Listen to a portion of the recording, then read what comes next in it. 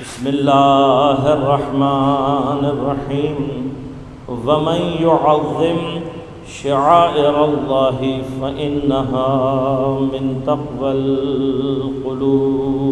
صلوات.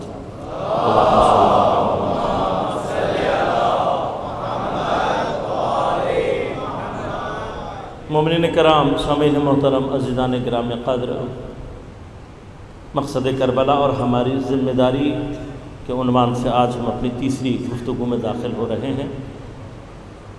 موضوع پر گفتگو کے لیے سرنامہ کلام کے طور پر سورہ مبارک حج کی 32ویں آیت کریمہ کو آپ کی خدمت میں تلاوت کی.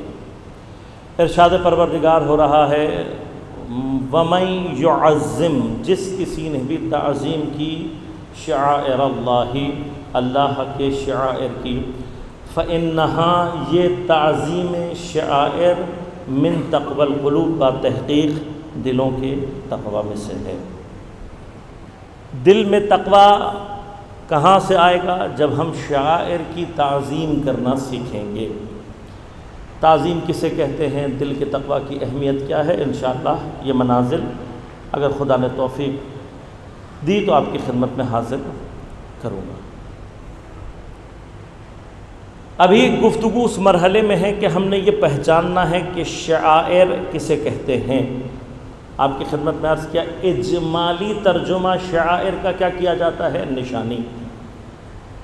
علامت نشانی ہوتی ہے لیکن ذات کا پتہ دیتی ہے. آیت نشانی ہوتی ہے لیکن توجہ اور قصد چاہتی ہے، صرف اثبات وجود کرتی ہے. لیکن دلیل کیا ہوتی ہے؟ اپنے آپ کو فنا کر کے مدلول کی خبر دیتی ہے. علامت کا لفظ اللہ کے ساتھ نہ استعمال ہو سکتا ہے اور نہ ہوا ہے، نہ قرآن میں نہ روایات. آیات بے تحاشا، لیکن دلیل روایات میں، زیارات میں ائمہ نے اپنے بارے میں فرمایا نحن ادلہ علی اللہ، ہم ہیں جو اللہ پر دلالت کرنے والے. اللہ کی دلیل کا نام اہل بیت علیہم الصلوۃ والسلام. میں یہ کہوں گا کہ پوری کائنات میں سوائے محمد و آل محمد کے علاوہ یہ جرأت کسی کے پاس ہے ہی نہیں کہ اپنے آپ کو اللہ پر دلیل کہہ سکے. اس لیے کہ سوائے ان کے پوری کائنات میں کوئی ایسا نہیں ہے جس نے اپنے وجود کو فنا کیا ہو اسے ثابت کرنے کے لیے.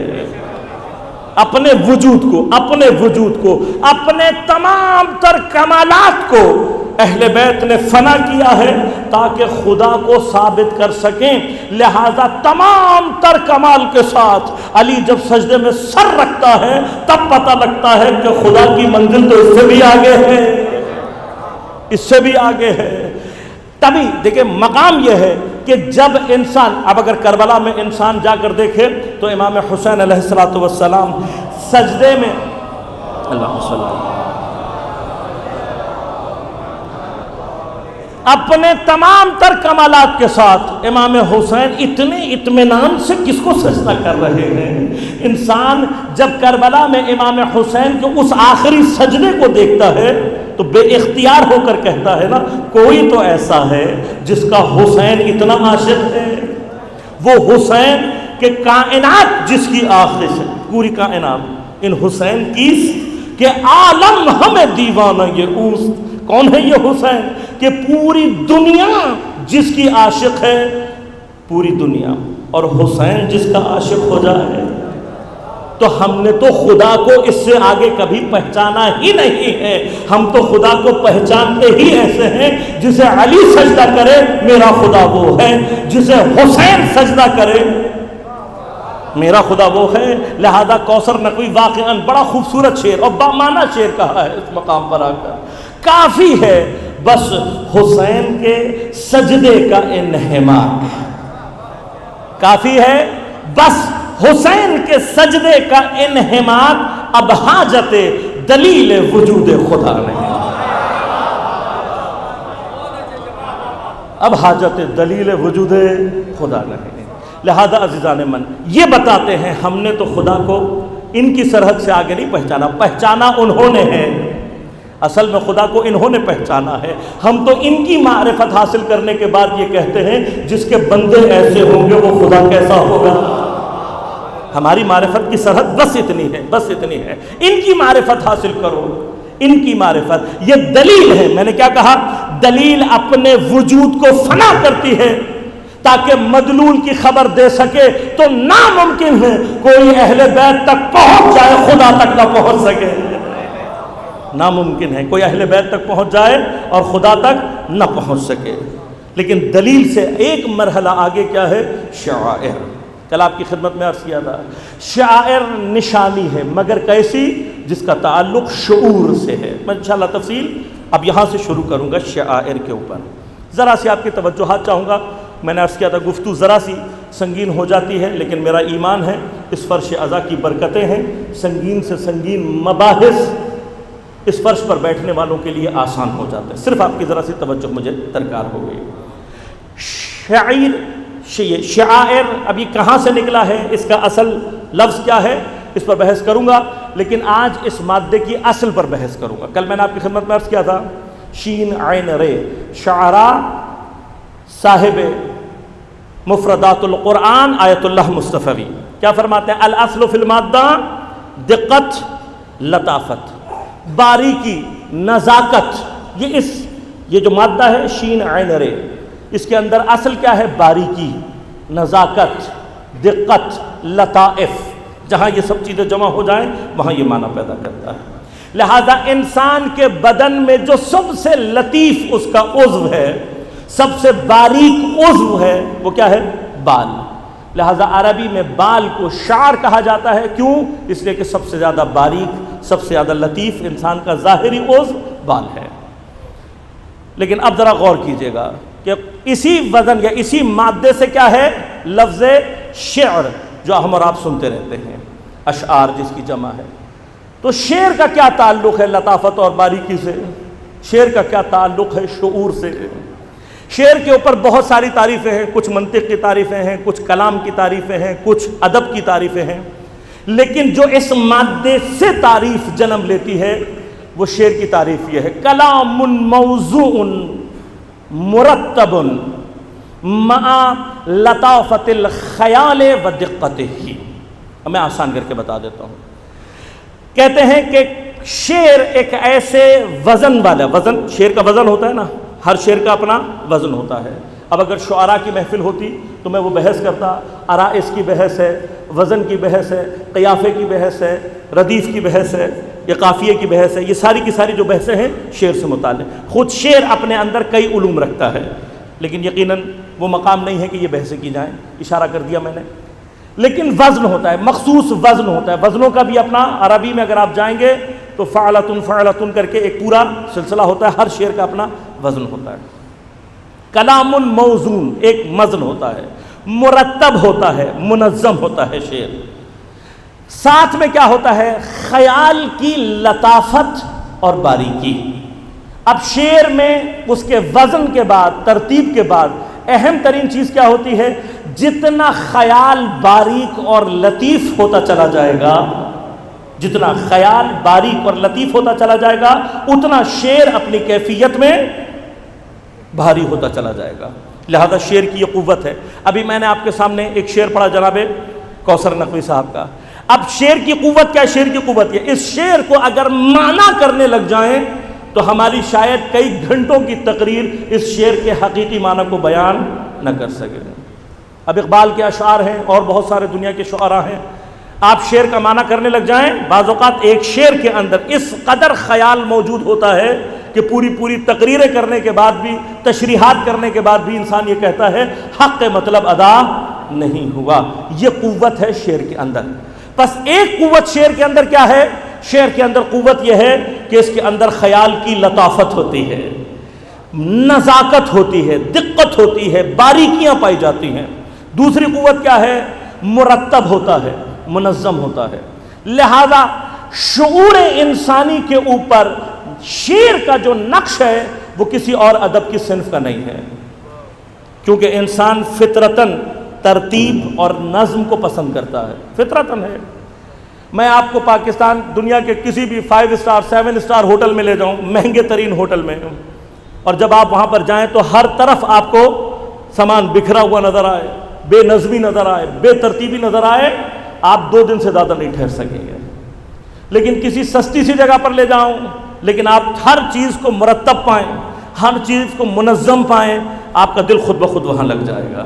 یہ انسان کی فطرت ہے، انسان کی فطرت ہے۔ لہذا جہاں انسان ترتیب دیکھتا ہے، نظم دیکھتا ہے، اس کی طبیعت خود بخود مائل ہوتی ہے۔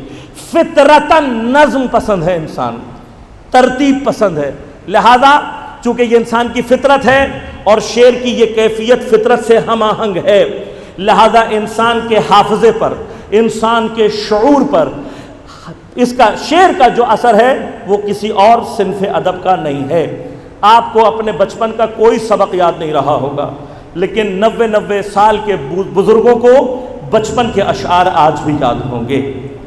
کیوں یاد رہتے ہیں؟ اس لیے کہ حافظے پر، شعور پر انسان کے شعر کا جو اثر ہے وہ کسی اور صنف ادب کا نہیں ہے۔ اب میں آپ کے لیے کچھ سوال چھوڑوں گا، جواب اگر آج پہنچا، آج نہیں تو کل دوں گا۔ سوال یہ کہ اگر شعر میں اتنی طاقت ہے تو قرآن شاعری کیوں نہیں ہے؟ شعر میں طاقت ہے نا، تو قرآن شاعری کیوں نہیں ہے؟ اللہ نے اپنے نبی سے شاعری کو منع کیوں کیا؟ وما علمناہ الشعر، ہم نے اپنے نبی کو شعر نہیں سکھایا۔ کیا شعر اتنی بری چیز ہے؟ نہیں۔ اور صرف بری نہیں ہے بلکہ قرآن ہمیں شعر کے اعتبار سے ہدایت بھی کرتا ہے۔ جب ہم کہتے ہیں نا کہ قرآن اسلام کمپلیٹ کوڈ آف لائف ہے، مکمل ضابطہ حیات ہے، تو حتیٰ قرآن یہ بھی بتلاتا ہے کون سا شعر سنو، کون سا شعر مت سنو، کس شاعر کے پاس جاؤ، کس شاعر کے پاس مت، یہاں تک بتایا ہے۔ سورہ شعراء آخری 4 آیت اٹھا کر دیکھ لیجئے، قرآن کیا کہہ رہا ہے شعراء کے بارے میں۔ قرآن بتا رہا ہے کس شاعر کو سنو، کسے مت سنو، کس کے پاس جاؤ، کس کے پاس مت جاؤ۔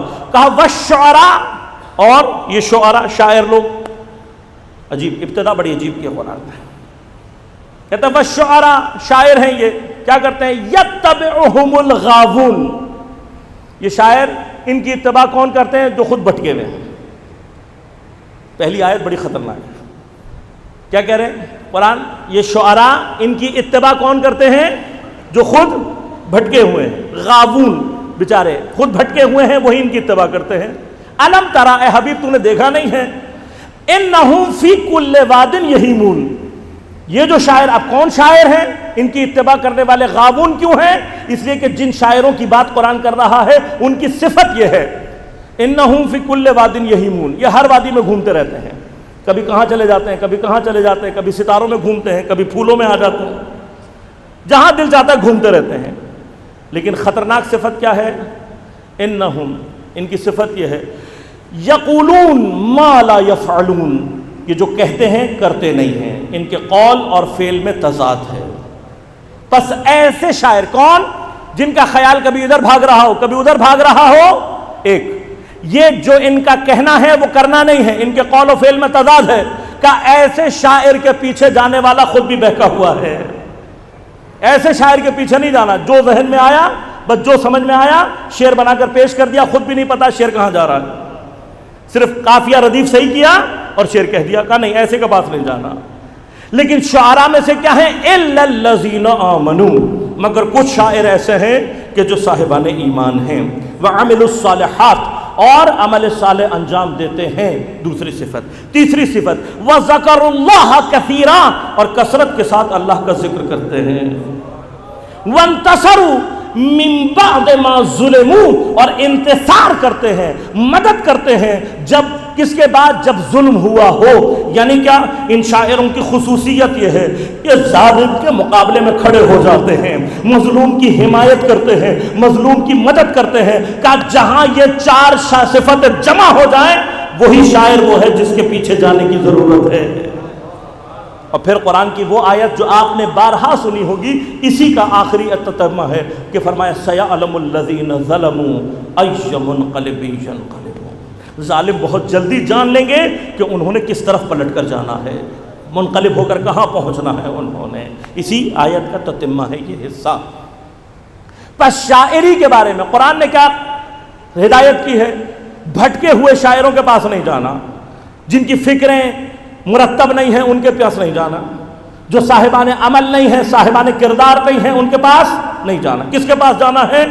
جو ایمان لانے والا ہو، جو عمل صالح کرنے والا ہو، جو اللہ کا ذکر کثرت سے کرتا ہو، اور پھر ظالم کے خلاف آواز اٹھانے والا ہو، مظلوموں کی حمایت اور مدد کرنے والا ہو۔ ایسا شاعر قرآن کا شاعر ہے، ایسا شاعر دین کا شاعر ہے۔ کیا ایسا شاعر، اب ہم سوچتے ہیں بعضوں کا نوجوانوں، یقین کیجئے پورے اسلام کی ہسٹری ایسے شاعروں سے بھری پڑی ہے۔ ایسا نہیں ہے کہ ایسے شاعر نہیں تھے، قدم قدم پر ہمارے پاس ایسے شاعر موجود ہیں۔ تو میں کچھ شاعروں کا ذکر کر دوں تاکہ بات کو پھر آگے بڑھا سکوں۔ ایسے شاعر کہ جو ظالم کے مقابلے پہ کھڑے ہو جاتے ہیں۔ واقعہ آپ کا سنا ہوا ہے، ولید بن عبد الملک حکومت پر ہے، بھائی حشام بن عبد الملک ولی عہد بھی ہے، بھائی بھی ہے بادشاہ کا۔ حج کرنے گیا، اب جب حج کرنے کے لیے پہنچا تو دیکھا بہت ازدحام ہے، بہت رش ہے۔ بڑی اس نے کوشش کی کہ میں حجر اسود تک پہنچ جاؤں، لیکن ہر مرتبہ دھکا لگتا پیچھے آ جاتا، ہر مرتبہ دھکا لگتا پیچھے آ جاتا۔ ابھی یہ سوچ ہی رہا تھا، اتنے میں دیکھا کوئی بزرگوار شخصیت خانہ کعبہ میں داخل ہوئی۔ جیسے ہی امام داخل ہوئے، چوتھے امام، امام سجاد علیہ السلام،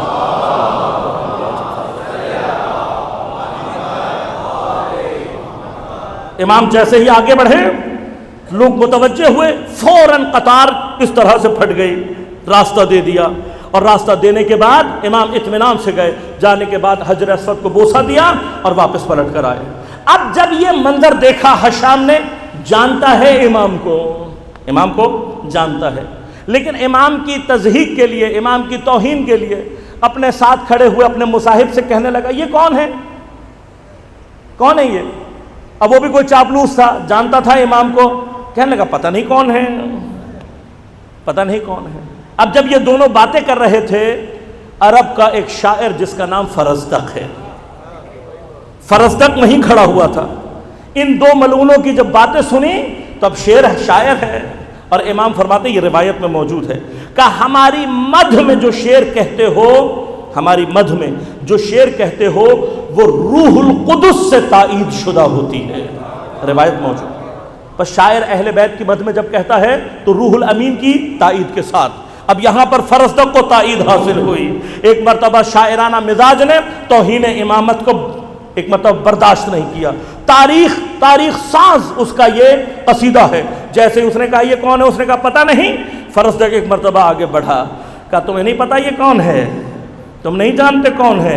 ھذا الذی تعرف البطحا وطأتہ، تم نہیں جانتا کون ہے یہ؟ میں بتاؤں، شعر پڑھتا ہوں پھر بتاؤں گا۔ ھذا الذی تعرف البطحا وطأتہ البیت یعرفہ والحل والحرم، یہ کون ہے؟ کون ہے؟ پہچان کرا رہا ہے۔ ھذا ابن خیر عباد اللہ کلہم، ھذا النقی التقی الطاہر العلم، یہ کہہ کر اس نے پھر پورا ایک شعر، قصیدہ، کئی شعر بہے۔ کئی شعر کہنے کے بعد اب کہہ کیا رہا ہے؟ فرزدق کہہ رہا ہے تو نہیں جانتا یہ کون ہے؟ کہ تیرے تجاہل کرنے سے کچھ نہیں ہوگا، یہ جو تو جاہل بن کے کہہ رہا ہے یہ کون ہے، اس سے ان کی عزت پر اور شرافت پر کوئی اثر نہیں پہنچے گا۔ کیوں؟ اس لیے کہ ھذا الذی، یہ وہ ہے، یعرف البطحا وطأتہ، اسے مکہ کی زمین پہچانتی ہے، مکہ کا اطراف پہچانتا ہے۔ البیت یعرفہ، یہ وہ ہے جسے خانہ کعبہ پہچانتا ہے۔ والحل والحرم، ہل پہچانتا ہے اسے، حرم پہچانتا ہے اسے۔ تیرے پہچاننے یا نہ پہچاننے کچھ نہیں ہوگا۔ ھذا ابن، یہ اس کی اولاد ہے، خیر عباد اللہ کلہم، کہ جو سارے کے سارے اللہ کے بہترین بندے ہیں یہ ان کی اولاد ہے۔ یہ نقی ہے، یہ تقی ہے، یہ طاہر ہے، اسے جانا گیا ہے، تجھے بھلایا گیا ہے۔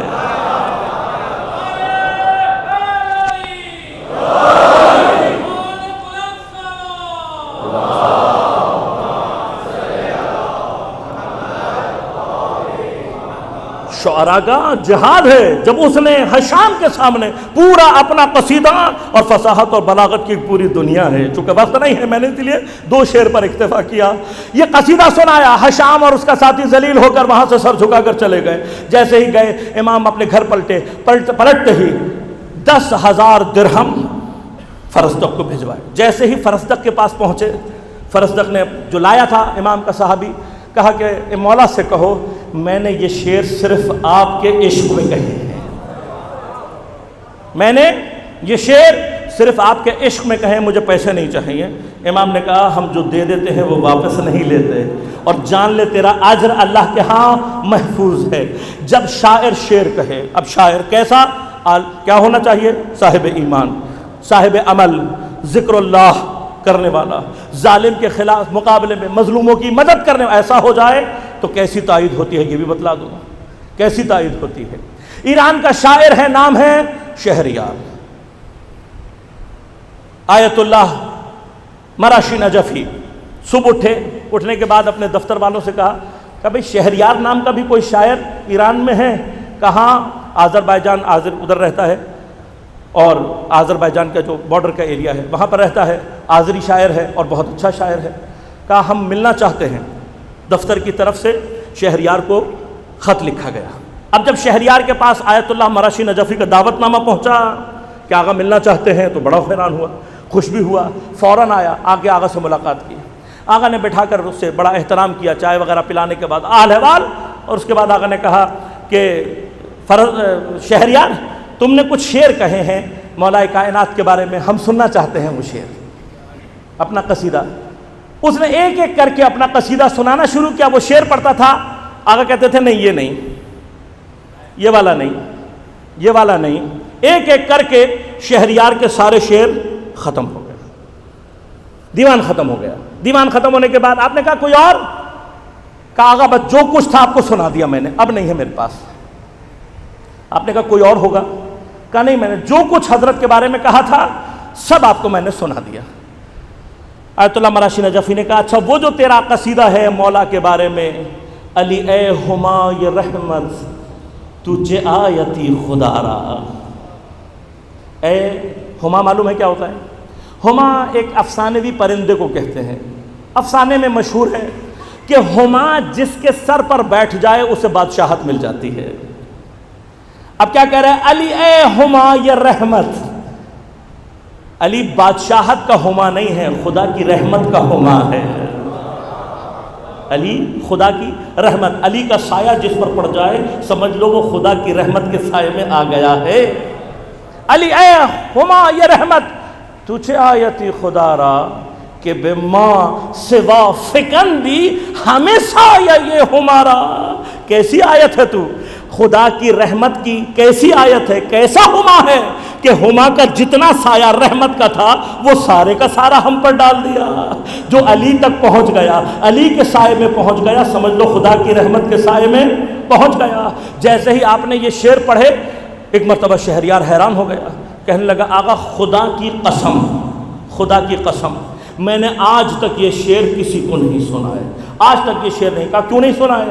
کہا جب میں یہ شعر لکھ رہا تھا اس وقت علی کی محبت کی ایک عجیب کیفیت میرے اوپر طاری تھی، میں نے شعر لکھا۔ پھر آگے ایک اور شعر، اگلا شعر کیا لکھا؟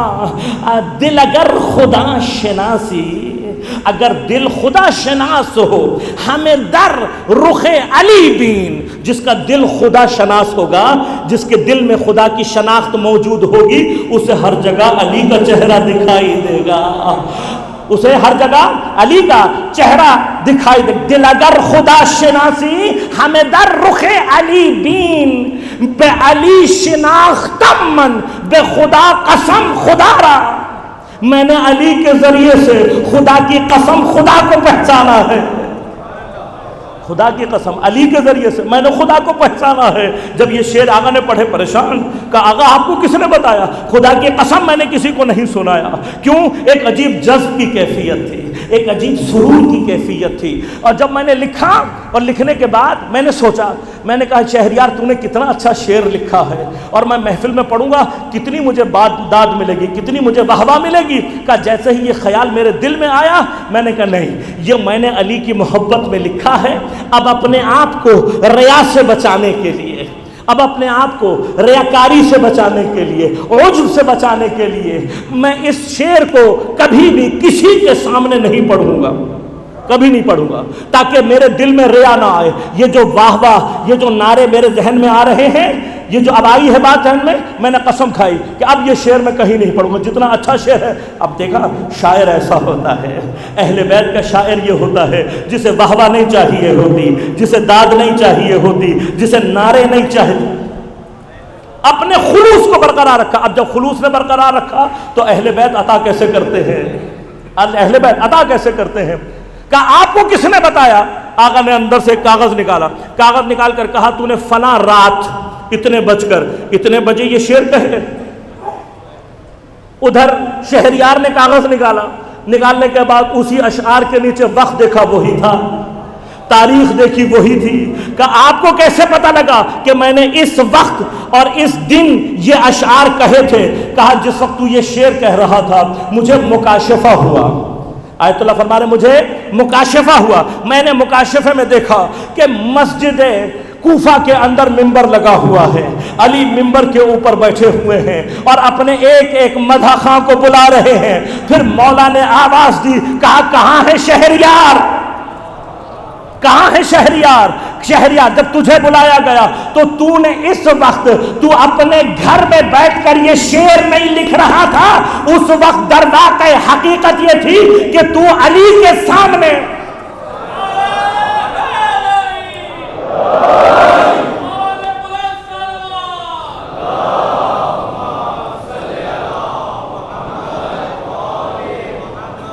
اپنے ظاہر میں تو کیا کر رہا تھا, اپنے ظاہر میں تو گھر میں بیٹھ کر لکھ رہا تھا, لیکن اس کی حقیقت کیا تھی؟ اس کی حقیقت یہ تھی کہ تو گویا علی علیہ السلام, وہ جو تیرا خلوص ہے.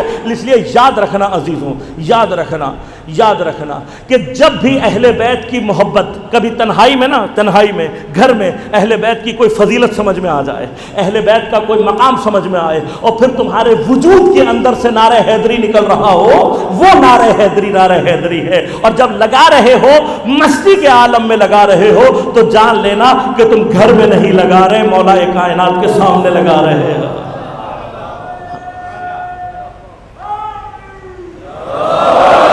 خلوص کے ساتھ ہے, خلوص کے ساتھ, جتنا خلوص ہوگا اتنا ہی مولا سے نزدیک ہو جاؤ گے. لہذا شعراء نے بہت کردار ادا کیا ہے, بہت کردار ادا کیا ہے. کمیت اسدی نام آپ نے شاید سنا ہوگا, کون ہے؟ اپنے زمانے کا بڑا شاعر. ابن سکیت اپنے زمانے کا بہت بڑا شاعر ہے. کمیت اسدی اپنے زمانے کا شاعر, متوکل نے بلا لیا. بلانے کے بعد ان کی جو مقام ادبی تھا, اپنے بچوں کا استاد مقرر کر دیا. اب جب اپنے بچوں کا استاد مقرر کیا تو کچھ عرصے کے بعد متوکل ابن کمیت کو بلا کر کہتا ہے, کمیت میرے یہ دونوں بچے افضل ہیں یا حسنین؟ کون؟ میرے یہ دو یا حسنین؟ اب کمیت کون ہے؟ اہل بیت کا شاعر ہے, اہل بیت کا شاعر, جانتا ہے کس کے سامنے سوال ہوا ہے. ایک مرتبہ اس کے بچوں کو دیکھا اور ایک مرتبہ متوکل کو دیکھا. اب جانتا ہے کہ میرے ساتھ کیا ہونے والا ہے, لیکن اہل بیت کا شاعر ہے, اہل بیت کا عاشق ہے. کہنے لگا حسنین بہت دور کی بات ہے, تیرے یہ بچے میرے نزدیک علی کے غلام قمبر کی جوتیوں کے برابر نہیں ہیں. متوکل جیسے ظالم بادشاہ کے سامنے یہ جملے کہنا, یہ علی کا شاعر ہے, یہ ہے علی کا شاعر. لہذا بڑی تاریخ میں ایک بڑا سلسلہ ہے, شعراء نے بہت خدمات انجام دی ہیں اہل بیت کی. میں بہرحال صرف گفتگو کو وہ نہیں کروں گا, صرف ایسا نہیں ہے کہ ہمارے ہاں اہل بیت کے شاعر موجود ہیں, اہل بیت کی ثنا بیان کرنے والے ہیں. بس ایک شعر چند ایک بیان کروں گا اور آگے بڑھوں گا. ہم نے ابتدا نہیں کی, ہم سے پہلے بہت سو نے کی ہے اور بڑے بڑے عجیب و غریب شعر کہے ہیں. صرف ایک شعر کہہ کر آگے بڑھوں گا, زیادہ تفصیل میں نہیں جاؤں گا. کہ اگر اہل بیت کی، ہم نے نہیں کہے شعر، اہل سنت میں بڑے بڑے علماء نے، بڑے بڑے فقہا نے اہل بیت کی محبت میں شعر کہے ہیں، اسی لیے ہم یہ کہتے ہیں اگر اہل بیت کی محبت میں شعر کہنا بدعت ہے تو اپنے امام فقہا سے جا کر پوچھو، اور کوئی عام آدمی نہیں، شافعی مسلک کے امام جن سے شافعی مذہب چلا ہے، امام شافعی، دو شعر امام شافعی کے بیان کروں اور گفتگو کو آگے بڑھاؤں۔ امام شافعی کے شعر ہیں، ادب کا ایک واقعاً خوبصورت امتزاج ہے، دو شعر۔ ایک عربی کی فصاحت و بلاغت یہ ہے کہ عربی فصاحت و بلاغت میں بعض اوقات زیر زبر پیش سے معنی بدل جاتے ہیں، لہذا عربی میں ایک لفظ ہے جنت، آپ نے سنا ہوا ہے، جنت کے کیا معنی ہے؟ باغ، لیکن یہی اگر جنہ ہو جائے تو مراد کیا ہے؟ جن۔ اسی کے اوپر اگر پیش لگا دیں، جنہ بنا دیں، تو جنہ کہتے ہیں شیلڈ کو، ڈھال کو۔ جنہ، جنہ اور جنہ، امام شافعی نے ایک شعر میں تینوں الفاظ استعمال کیے ہیں، ایک ہی شعر میں تینوں استعمال کیے، اور پورا شعر حدیث رسول اکرم صلی اللہ علیہ وآلہ وسلم۔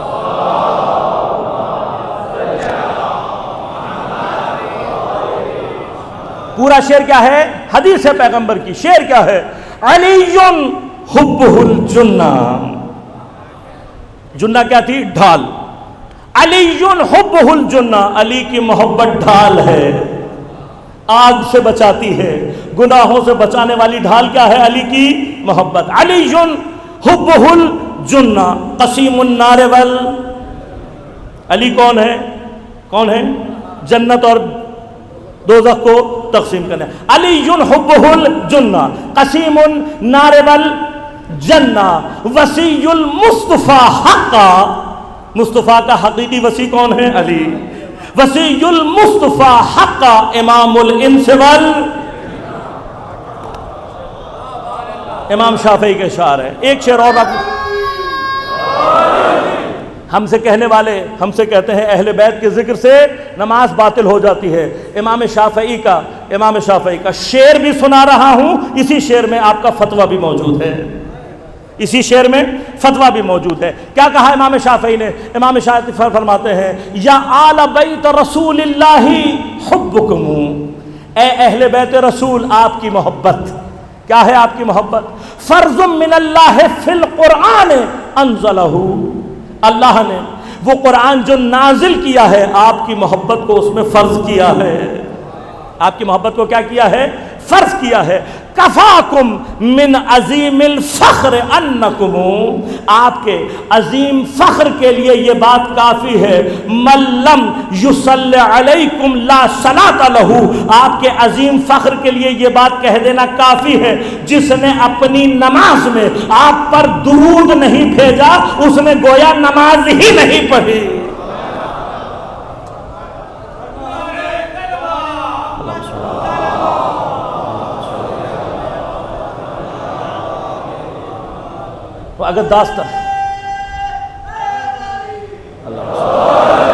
اگر داستان کو آگے بڑھاؤں تو شعر میں بہت کچھ ہے کہنے کے لیے، لیکن اردو شعراء کی ایک مختصر سی بات کہہ کر آگے چلوں۔ میر تقی میر نے اپنے زمانے میں فرمایا جو معتقد نہیں ہے علی کے کمال کا، ہر بال اس کے تن پہ ہے موجب وبال کا۔ غالب کہتے ہوئے نظر آتے ہیں، غالب نسیم دوست سے آتی ہے بوئے دوست، مشغول حق ہوں بندگیے بو تراب میں، کہاں جاؤ گے؟ ہر مقام پر ہر شاعر نے اہل بیت، جو اہل بیت سے جڑا نہیں وہ شاعر بنا نہیں۔ لہذا قرآن کیا کہہ رہا ہے؟ قرآن نے فیصلہ یہ کیا ہے کہ جتنے بھی بھٹکے ہوئے شاعر ہیں جن کو خود نہیں پتا کہاں جا رہے ہیں، ان کے پیچھے نہیں جانا۔ شاعر کی صفات بیان کر دی۔ سوال میرا اپنی جگہ پر ہے، کل میں گفتگو کو یہیں سے آگے بڑھاؤں گا۔ سوال میرا یہ ہے کہ جب شاعری کے اندر اتنے کمالات موجود ہیں تو پھر قرآن شاعری کیوں نہیں ہے؟ جب شعر کے اندر اتنی طاقت ہے تو پھر پیغمبر کو خدا نے شعر سے دور کیوں رکھا؟ تھوڑا سا آپ سوچئے گا، باقی جواب میں کل آپ کی خدمت میں عرض کروں گا کہ شعر کی اس قوت کے باوجود، لیکن شعر میں اصل آپ کی خدمت میں نے عرض کیا کہ شعر کی اصل یہ ہے کہ اس کے اندر نزاکت خیال، دقت خیال ہوتی ہے، اس لیے اسے کیا کہتے ہیں؟ شعر۔ شعائر کے بارے میں علماء کے درمیان میں اختلاف ہے۔ کچھ یہ کہتے ہیں کہ یہ شعائر جمع ہے شعار کی۔ اب شعار کیا ہوتا ہے؟ شعار ہوتا ہے علامت القوم، کسی بھی قوم کی علامت کو شعار کہتے ہیں۔ لیکن بعض دوسرے علماء وہ کہتے ہیں کہ نہیں، یہ شعار کی جمع نہیں ہے بلکہ شعیرہ کی جمع ہے۔ اب یہ لازمات میں جانتا ہوں گفتگو آپ کے لیے سنگین ہے، لیکن اگر یہ مطالب ذہن میں نہ آئیں، آپ کو کبھی بھی شاعر اللہ کا معنی کبھی بھی سمجھ میں نہیں آئے گا۔ میں ٹائم لگاؤں گا، آہستہ آہستہ سمجھاؤں گا آپ کو، اور کوشش کروں گا اس مقام تک پہنچاؤں جہاں تک میں چاہتا ہوں۔ لہذا کل ایک گفتگو اس 2 سوالوں کے علاوہ اس بات پر کروں گا کہ شعار کیا ہوتا ہے اور کیوں شعائر جمع شعار نہیں ہے، تاکہ پھر میں شعیرہ کی تعریف کروں گا، اور پھر شعیرہ کی تعریف کرنے کے بعد قرآن سے سوال کروں گا کہ اللہ نے قرآن میں شعائر بیان کیے ہیں یا نہیں۔ جب ہمیں قرآن کے شعائر مل جائیں گے تو پھر ہم دیکھیں گے کہ کربلا میں اور شعائر الہی میں کیا ربط ہے۔ یہ ربط ہمیں سمجھ میں آ گیا تو گفتگو خود بخود مقاصد کی طرف خود بخود روانہ ہو جائے گی انشاءاللہ۔ کربلا میں آج امام حسین کو 2 دن ہو چکے ہیں۔ ابھی بظاہر پانی کھلا ہوا ہے، گھاٹ کھلا ہوا ہے، پانی آ رہا، لیکن ایک مرتبہ امام کا ایک صحابی صبح کو اٹھنے کے بعد نگاہ کرتا ہے، اور نگاہ کرنے کے بعد دور تک اسے چمک ہی چمک دکھائی دیتی ہے۔ سمجھ میں نہیں آتا کہ کیا ہو رہا ہے۔ امام کی خدمت میں آ کر کہا مولا سمجھ میں نہیں آ رہا ہو کیا رہا ہے۔ مولا نے کہا یہ جو تجھے دکھائی دے رہا ہے یہ ہمارے دشمنوں کا لشکر ہے، چاروں طرف نیزوں کی چمک، ڈھالوں کی چمک، تلواروں کی چمک،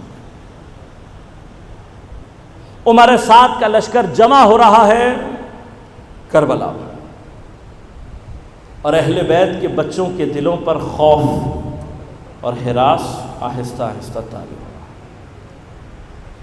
لیکن یہ کربلا مکمل نہیں ہوتی جب تک اس کربلا کے پہلے شہید کا ذکر نہ کیا جائے۔ پہلا شہید کون ہے کربلا کا؟ کہ جو کربلا میں شہید نہیں ہوا، کربلا میں شہید نہیں ہوا، لیکن جب تک اس کی شہادت کا ذکر نہ ہو کربلا شروع نہیں ہوتی۔ کون؟ جناب مسلم ابن عقیل۔ عجیب بات ہے، واقعاً عجیب بات ہے۔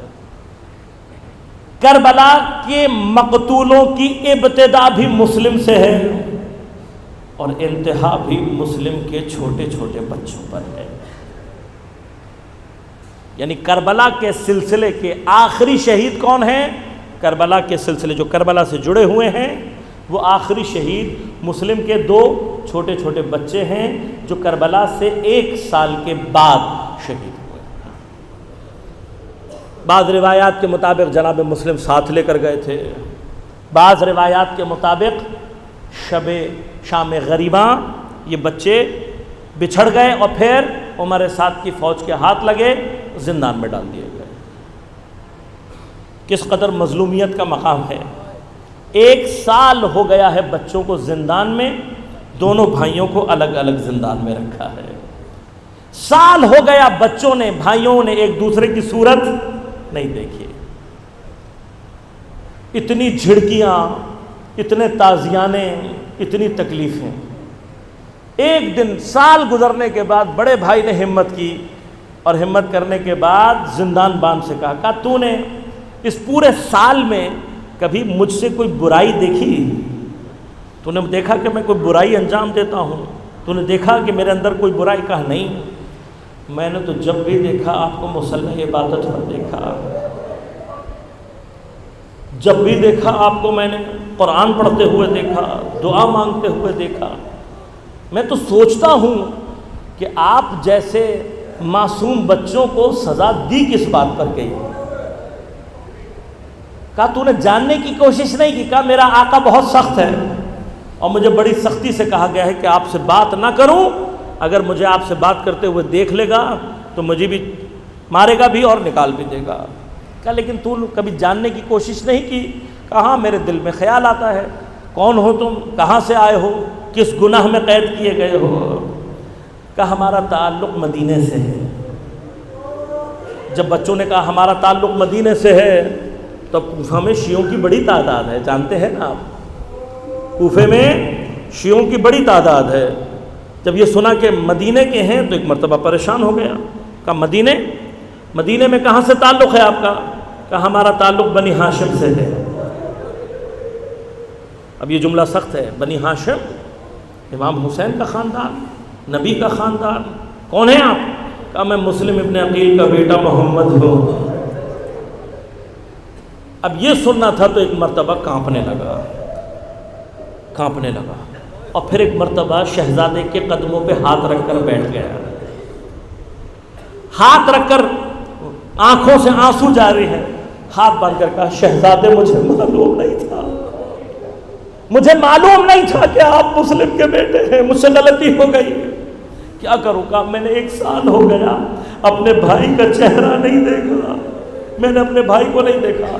فوراً چھوٹے بھائی ابراہیم کو آزاد کیا، دونوں بچے گلے مل کر روتے رہے، کافی دیر تک روتے رہے، اور اس کے بعد کہا اے مہربان شخص، اگر تو ہمارے اوپر کوئی مہربانی کرنا چاہتا ہے کسی طرح سے ہمیں مدینہ پہنچا دے،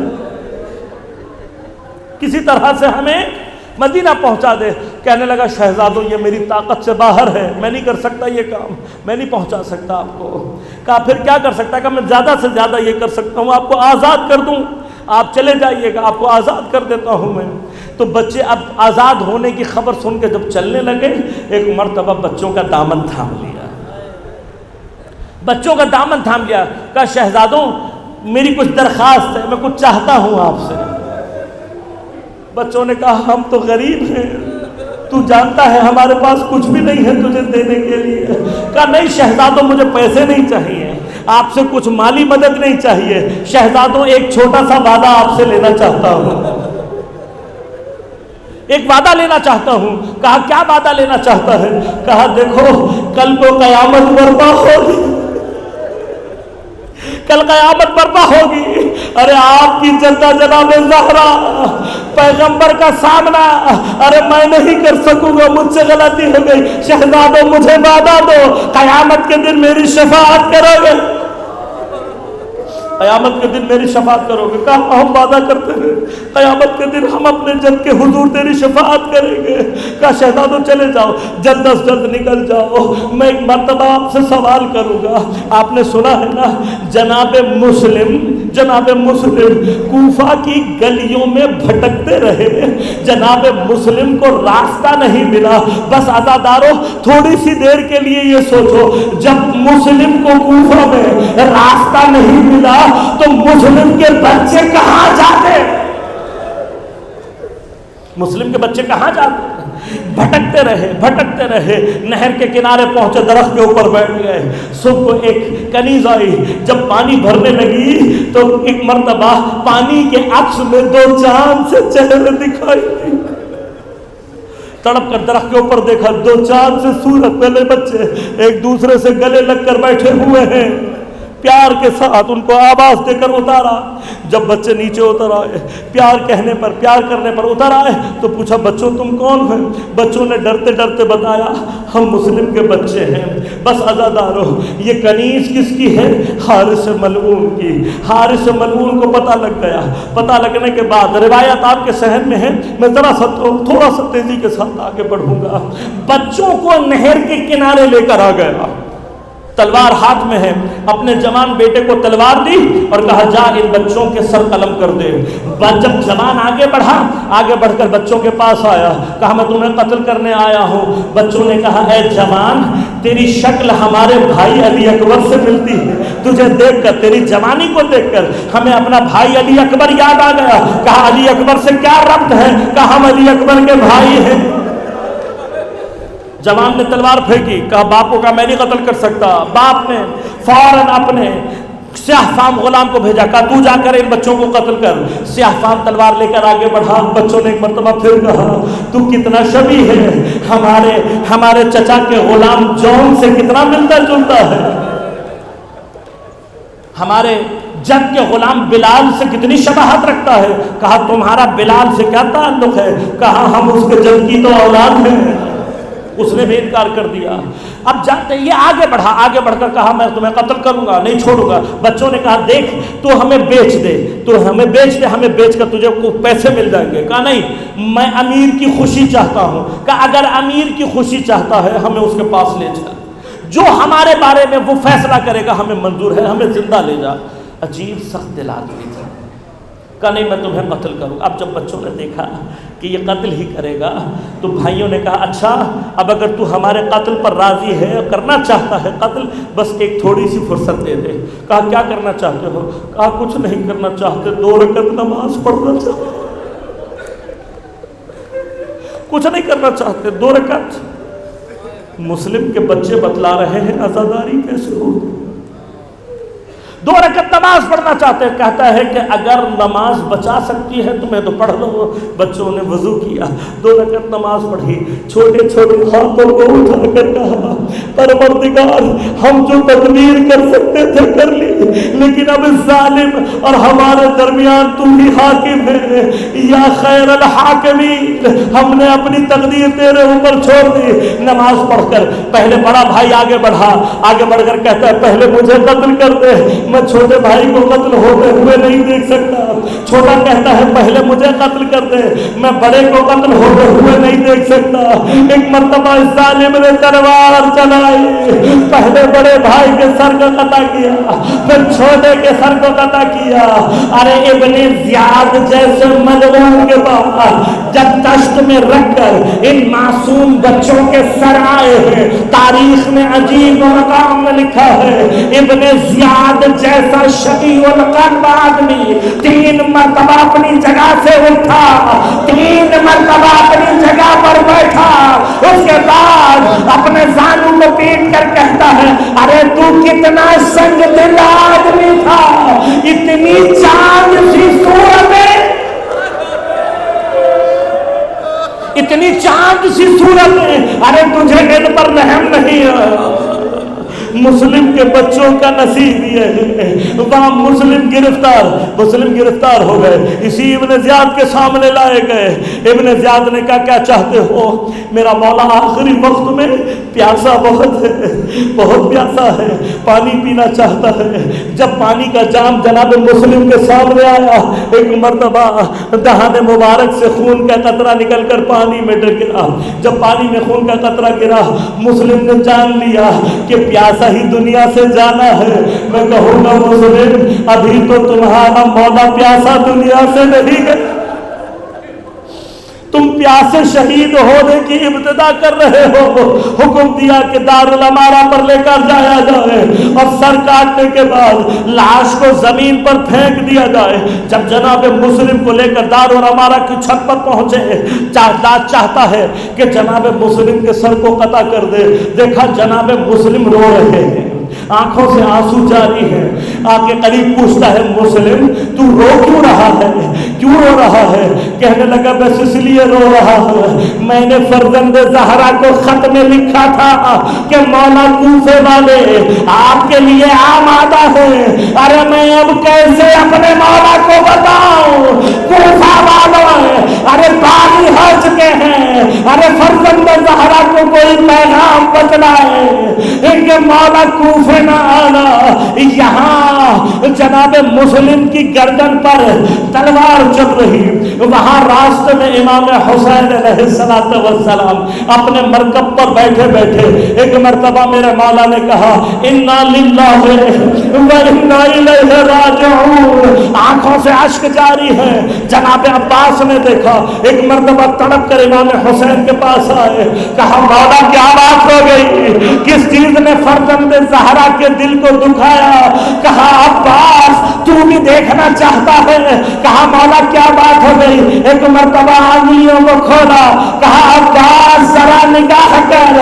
اب تو جناب عباس نے دیکھا دارالمنارہ کی چھت پر مسلم ہاتھ پسے گردن بندھے ہوئے ہیں، ظالم کی تلوار چلی، مسلم کا سر جڑا ہوا، مسلم کے لاشے کو جب دارالمنارہ کی زمین پر پھینکا گیا، ارے میرے مولا کا بدن ٹکڑے ٹکڑے، ہڈیاں ٹکڑے ٹکڑے ہو گئی۔ جناب عباس ایک مرتبہ دل پر ہاتھ رکھ کر کہنے لگے مولا عباس سے برداشت نہیں ہوگا، میں کہوں گا عباس تمہیں مسلم کو ارے قتل ہوتے ہوئے نہ دیکھ سکا، میرا سلام ہو جناب زینب کے اوپر ارے 70 قدم کے فاصلے سے حسین پر خنجر کی ضربت ہو۔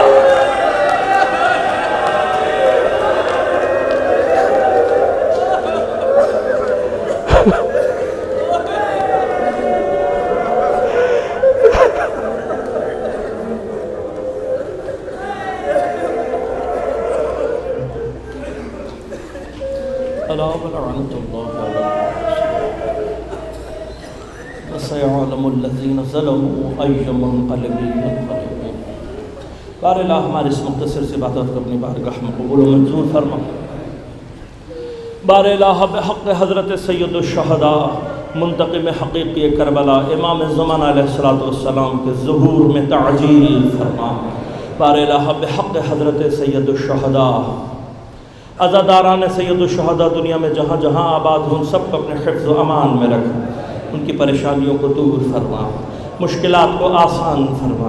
بار الہ بحق حضرت سید الشہداء جتنے عزادار بیمار ہیں ان سب کو شفاء کاملہ عاجلہ عنایت فرما، جتنے ہمارے عزادار بے گناہ اسیر ہیں بار الہ بحق حضرت سید الشہداء ان کو جلد از جلد رہائی عنایت فرما۔ دین دشمن، اہل بیت دشمن طاقتوں کو، عزادار دشمن طاقتوں کو، استعمال استقبالی قوتوں کو، تکفیری قوتوں کو نیست و نابود فرما۔ جہاں جہاں عزادار اور مؤمنین باطل سے برسر پیکار ہیں، بحرین، یمن میں، عراق میں، شام میں، سعودی عرب میں، لبنان میں، نائجیریا میں، بار الہ سب کو نصرت و کامیابی عنایت فرما۔ فلسطین، میانمار اور بالخصوص کشمیر کے مظلومین کی نصرت فرما۔ بار الہ بحق حضرت سید الشہداء تمام علماء مراجع اعظام کی حفاظت فرما، بالخصوص آیت اللہ سیستانی رہبر معظم انقلاب اسلامی حزب اللہ کی رہبریت، انصار اللہ کی رہبریت کی حفاظت فرما۔ بار الہ بحق حضرت سید الشہداء ہم سب کو امام زمان علیہ السلام کے اعوان و انصار میں شمار ہونے کی توفیق عنایت فرما۔ ربنا تقبل منا انک انت السمیع العلیم برحمتک یا ارحم الراحمین۔